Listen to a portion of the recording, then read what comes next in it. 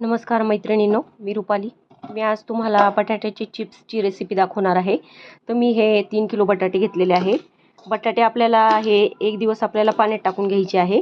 म्हणजे त्याने काय होतं, बटाटा एकदम कडक होतो, मग शिलायला व्यवस्थित जातो आपल्याला. आणि एक दिवस झाल्यावर नंतर मी हे बघा बटाटे असे वरून त्याचे सालपट काढून असे किसून घेत आहे. मी या प्रकारे किसून घ्यायचे आहे आपल्याला. बघा, चिप्स तुमच्या याच्यानुसार घ्या तुम्ही, बारीक जाड.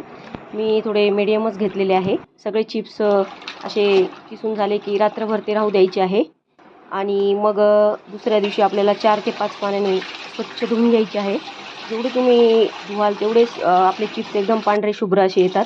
त्यामुळे 4 ते 5 पाण्याने आपल्याला स्वच्छ चिप्स धुवून घ्यायचे आहे. हे आपल्याला तुरटीची पण गरज पडत नाही मग. आणि मग लगेच आपण आता चिप्स शिजवून घेणार आहोत. मी पातेलं ठेवलं आहे गॅसवर. यामध्ये मी 2 कळशा पाणी ओतून घेतलेलं आहे. आणि पाणी एकदम कडक तापू द्यायचं आहे आपल्याला. तोवर मी सगळे चिप्स असे नितरून घेत आहे व्यवस्थित. आपलं पाणी उकळत आलं की त्यात चवीनुसार मीठ ॲड करायचं आहे. मीठ थोडं कमीच टाकायचं आहे, नंतर खारेपणा चढतो. जो जुने होतात तसं त्याला खारेपणा चढत जातो. त्यामुळे मीठ कमीच ठेवायचं आहे चिप्समध्ये. आणि पाणी उकळलं की आपण त्यात लगेच चिप्स ॲड केलेले आहे. आणि अगदी 2 मिनटं ठेवायचे आहे आपल्याला.